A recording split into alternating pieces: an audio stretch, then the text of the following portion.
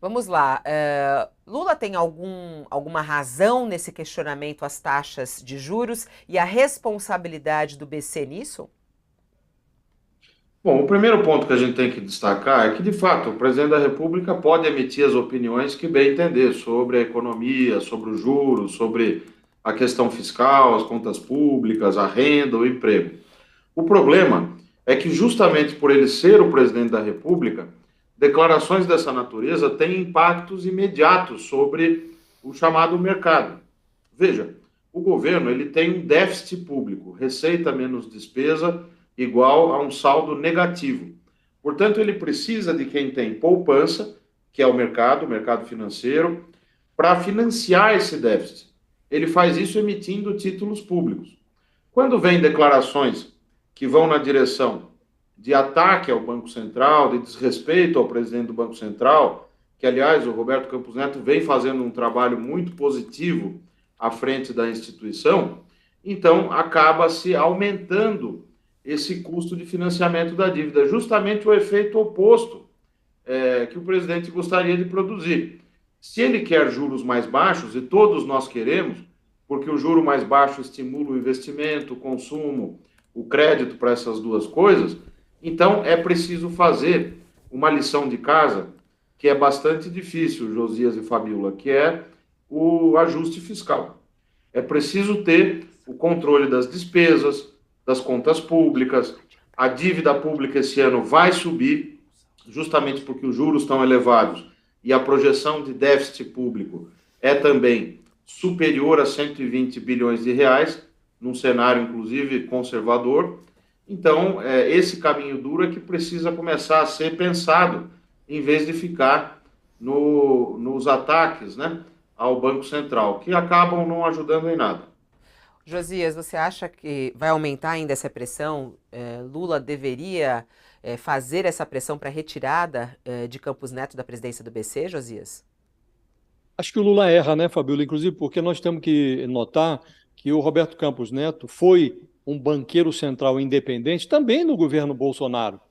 O Bolsonaro fez mágicas fiscais ali, e se o Banco Central não fosse independente, os juros teriam caído a zero para que o presidente pudesse se reeleger. E o Campos Neto protegeu ali a política monetária. Está ficando monótono isso, que os auxiliares econômicos do governo remam numa direção, o presidente impulsiona a embarcação no sentido contrário.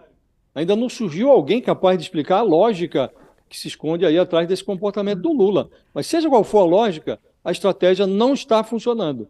E ainda ontem, ao tomar posse lá no comando do BNDES, o Aloysio Mercadante falou de uma gestão do futuro, e o Lula enalteceu o passado de subsídios e calotes do BNDES. Na mesma cerimônia, o Lula voltou a torpedear aí a independência do Banco Central.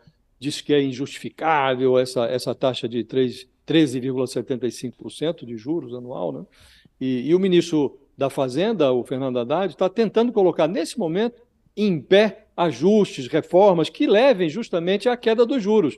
E com a corneta, o Lula produz um ruído que eleva a expectativa de inflação e pressiona o Banco Central a manter o juro na lua. Então, até no discurso do Mercadante, você notava até nas vírgulas uma preocupação dele em virar a página. Disse que não estava preocupado em debater o BNDES do passado, queria tratar do futuro, que será um futuro de BNDES verde, inclusivo, tecnológico, digital, modernizante. Um discurso de monstruário, perfeito. Aí vem o Lula e virou a página também, só que para trás. Elogiou o BNDES do passado, com subsídios a empresas amigas, calotes, a ditaduras companheiras. Então, Fabiola, é como se os auxiliares econômicos do governo tivessem sempre um passo atrás da língua do presidente. Sempre que eles dizem e fazem uma coisa, o Lula declara o contrário. É difícil prever por quanto tempo vai perdurar essa desconexão, mas, por enquanto, a única certeza disponível é que o Lula está se transformando no principal líder da oposição ao governo Lula. Então, o presidente precisa desembarcar desse comportamento, porque o efeito é o contrário do que ele pretende. O Felipe, ontem até o Haddad também comentou sobre isso. Coloca na tela, por favor, a fala do Haddad. E Haddad disse que é um pouco nessa linha do que Josias está falando. Ele faz uma crítica ao BC, mas de maneira mais leve. Ele fala, poxa, eu acho que o Banco Central já poderia ser um pouco mais generoso após as medidas que nós já anunciamos. Ele disse que, aqui ó, ele falou que sim, o que o Banco Central disse, eu creio que faz mais referência ao legado do governo anterior do que as providências que que estão sendo tomadas por esse governo. Existe espaço, professor, economista, para reduzir os juros ou não? O senhor acha que tem que ficar em 13,75? Olha, Fabiola, primeiro que, de fato, o ministro Fernando Haddad anunciou um pacote fiscal em janeiro, que eu até, na minha coluna no Estadão, escrevi o seguinte: um bom começo. Porque apesar de alguns efeitos estarem ali, a nosso ver, superestimados, né? Nós estamos aqui na Warren Renascença fazendo as contas para comparar, mas você tem medidas que vão gerar algum efeito fiscal, sobretudo pelo lado da receita. Isso vai ajudar a minimizar o déficit nesse ano. Agora, ainda é uma situação fiscal intrincada. Claro que há uma série de componentes pelo lado da inflação que já mostram uma descompressão importante, o que permitiria ao Banco Central reduzir os juros, mas não com essa confusão que se faz do ponto de vista político e também da falta de uma sinalização mais clara de ajustes pelo lado da despesa. Então, veja, se o governo estivesse deixando o ministro Fernando Haddad seguir nessa linha que ele já pré-anunciou em janeiro, com o início das medidas, etc., a gente já poderia estar discutindo a redução dos juros. A taxa de câmbio, por exemplo, o preço do dólar medido em reais, estaria mais baixo. Quer dizer, nós poderíamos estar com um dólar abaixo de R$ 5, não fossem esses ruídos que vão sendo produzidos. Economia não é uma ciência exata, é uma ciência social aplicada e ela depende muito das expectativas. Então, as instituições, o respeito às regras do jogo, a legislação, a própria independência do Banco Central, que hoje é lei, foi aprovada pelo Congresso Nacional, isso tudo acaba afetando essa dinâmica e acaba postergando, impede essa redução da taxa de juros que seria tão benéfica para a economia como um todo. Em relação Felipe, a Cuba... compartilha, perdão, você compartilha, Felipe, da tese segundo a qual essa independência do Banco Central, do Campos Neto, ela se manifestou na fase final do governo Bolsonaro, de modo a conter o populismo, aquele kit populista do Bolsonaro? Acha que o Lula devia estar agradecendo a independência do Banco Central em vez de estar atacando? Josias, eu acho que você colocou bem. Desde que o Brasil adotou o chamado regime de metas à inflação, lá em 1999, né, o Banco Central tem autonomia operacional. Então, a taxa de juros de curto prazo, né, a referência chamada Selic, ela vai sendo fixada de modo a que todas as taxas de juros praticadas pelo mercado ajudem a determinar um custo tal do crédito que a inflação fique na meta. Meta definida, inclusive, pelo Conselho Monetário Nacional, né?